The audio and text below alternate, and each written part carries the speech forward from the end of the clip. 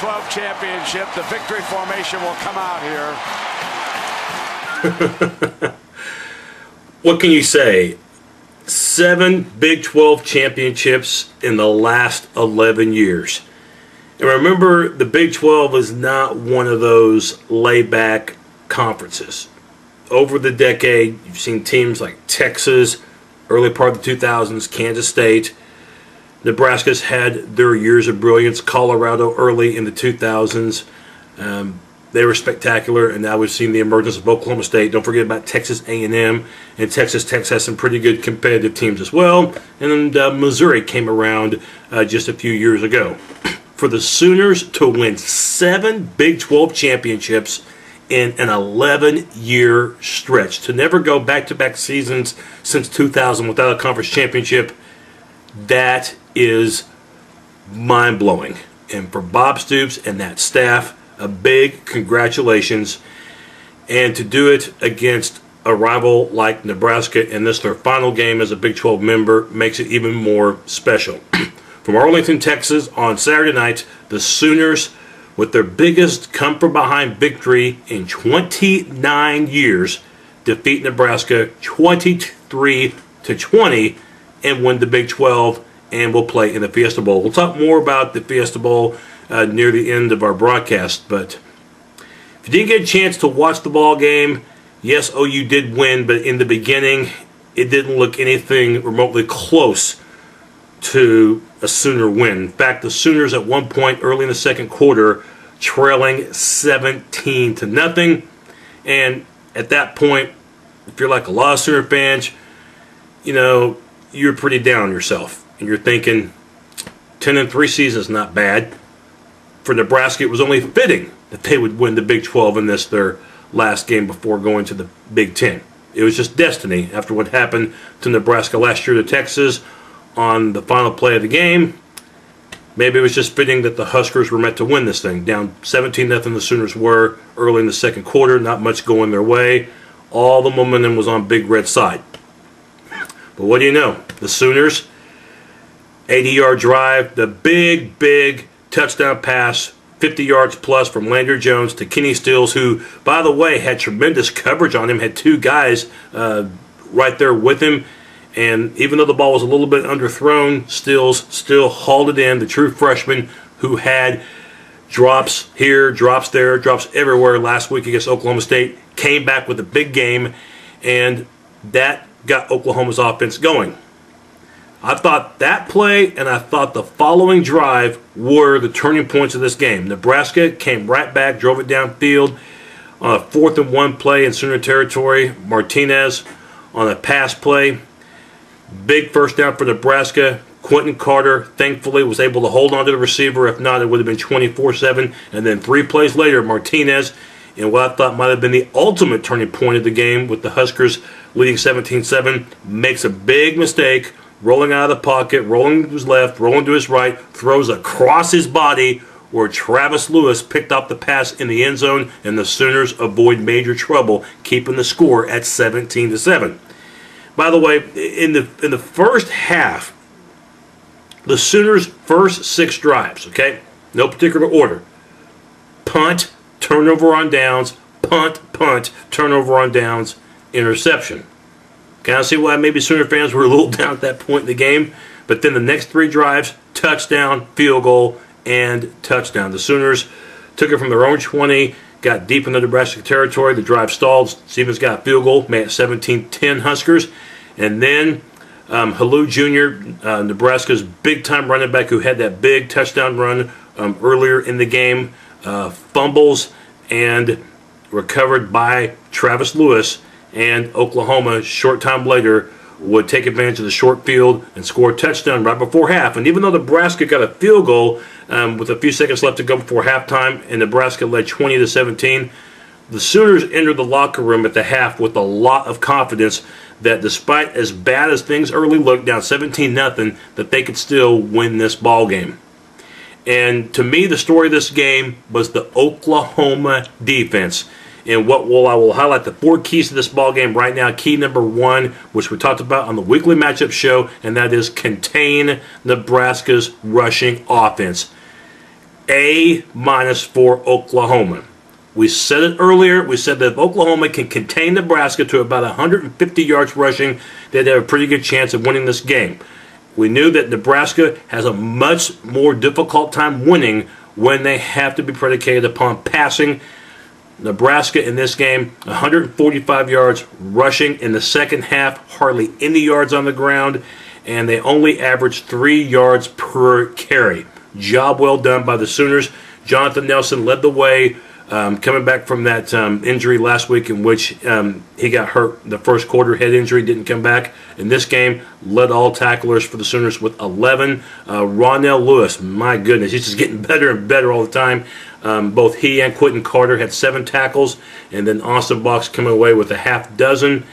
And Frank Alexander, by the way, one of the better games he's had this year. It's been kind of a disappointing year for him, but he emerged with 6 tackles on this day. But Travis Lewis with the interception, couple of fumble recoveries, he was pivotal in this one. And how about the play of Price Macon? My gosh, the 5th-year senior had 5 tackles for losses in this game.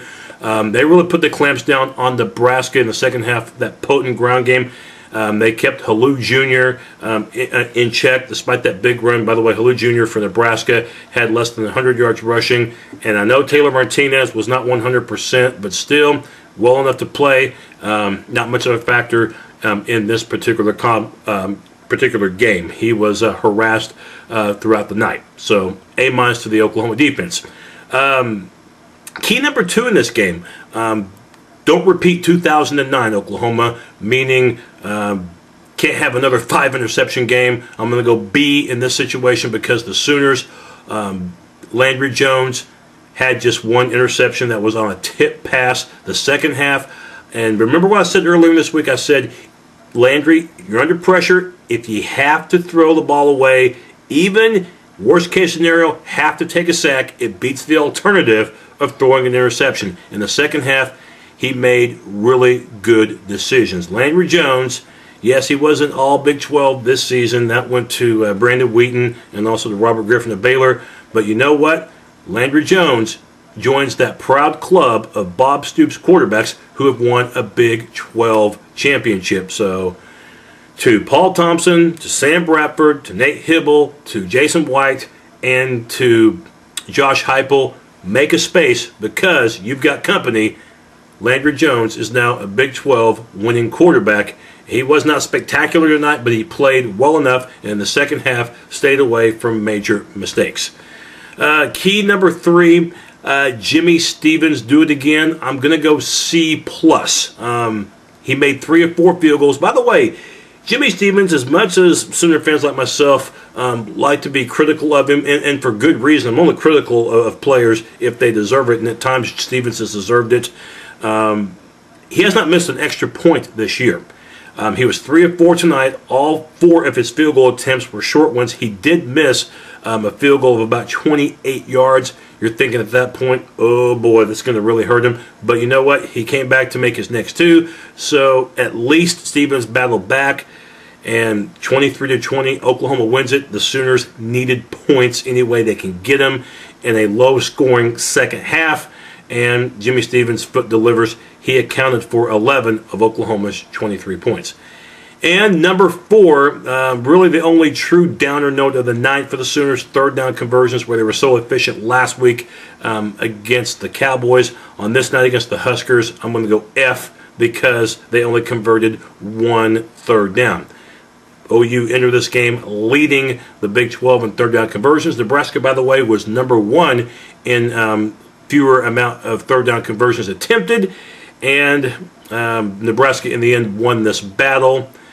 And last week against Oklahoma State, Sooners won that game by and large because of third down conversions. In this game, they won in spite of being horrible on third down. They overcame it and found other ways to win. The defense was a big reason why, but an F on third down conversions. And first time I've ever had to give it an F after a Sooner win in any category, but they were just simply bad in this area. But thankfully, it didn't hurt them in the end. So for Oklahoma, Nebraska, at least for a while, it ends one of the bigger rivalries in all of college football. Even though we knew that they didn't play each other every single year since the Big 12 formed, we knew we were guaranteed to see them at least twice every 4 years. So it does end the conference affiliation between two very proud programs that have a lot of respect toward one another. For the Big Ten Conference, you are getting one heck of a program in Nebraska, and I'll tell you this right now. For Big Ten teams who are playing Nebraska in their own backyard, if you're playing at Iowa City, if Nebraska's coming to Ann Arbor, to Columbus, to Madison, I'm going to tell the opponents of Nebraska this right now: buy up your tickets when Nebraska comes to town, because if you don't, Nebraska will. They travel in entourages. That hasn't changed now, and it's never going to change. They're very proud of their program, and there's no question that Nebraska is going to be missed as a Big 12 member. So Nebraska, good luck playing in the Big Ten in 2011. By the way, I keep hearing that Nebraska is going to go to the Insight Bowl. We'll find out for sure on December the 5th, the night of December the 5th, to find out where their official bowl assignment will be. If they do go to the Insight Bowl, it's in Phoenix, and they'll play against a Big Ten team. How ironic is that, to play against a two-tier conference member? Michigan right now would be the likely candidate, Michigan or Penn State, to play Nebraska in the Insight Bowl. But we'll find out officially later on, pretty soon, as a matter of fact. For the Sooners, it's another BCS Bowl and a trip to the Fiesta Bowl January 1st, just 4 weeks from now, in Glendale, Arizona, at the University of Phoenix Stadium. And barring something unforeseen, it is looking like Oklahoma will play Connecticut. They're more known for basketball. Well, they're going to be known for football on January the 1st. They win a share of the Big East Championship in the tiebreak over West Virginia and Pittsburgh, as UConn beat South Florida on the road. So UConn having one of those magical years. Oklahoma, if they do play Connecticut, is going to be a massive favorite to win this game. But of course, I always caution Sooner fans when it comes to beating opponents that you should beat. We all thought that they were going to beat Boise State 4 years ago, and to a certain degree, we thought Oklahoma was going to beat West Virginia 3 years ago. And the Sooners flew back on a plane from Glendale with a BCS Bowl loss. So nothing's ever a guarantee, but you would think that Oklahoma against Connecticut, it should be a big-time talent mismatch. We'll see if that matchup comes into official being, or if the Orange Bowl decides to take Connecticut. We'll see if it's a Stanford OU rematch from last year's Sun Bowl, in which Andrew Luck, the Stanford quarterback, didn't play. But still, we will find out something Sunday night officially, who Oklahoma will play in the Fiesta Bowl. Congratulations to the Sooners, 23-20 over Nebraska, another Big 12 championship. And for Bob Stoops, it is another big victory, and hopefully Oklahoma can go to Glendale and break that 5-game BCS Bowl losing streak. By the way, just a reminder, coming up in just a few days, I will have my 2012 Big 12 Bowl preview show, in which I'll highlight all the bowl games that have Big 12 affiliation, and we'll also have the final results of my head-to-head matchup with the Coin, in which the Coin and I have been going head-to-head all season long on key college football games. The Coin had a 1-game lead on me entering this past Saturday. We'll have the results on how I did against the almighty Penny. 23-20, OU and Nebraska, and as appropriate as these two teams have established so much tradition over the years, it was only fitting that the two played one more time on the big stage, and it was only appropriate that the game was close. For Oklahoma, who wins the Big 12, and for Nebraska, who for the second year in a row came close to doing, the Big 12 championship game lived up to its billing. Congratulations, Sooners. We will talk in a few days. Boomer Sooner.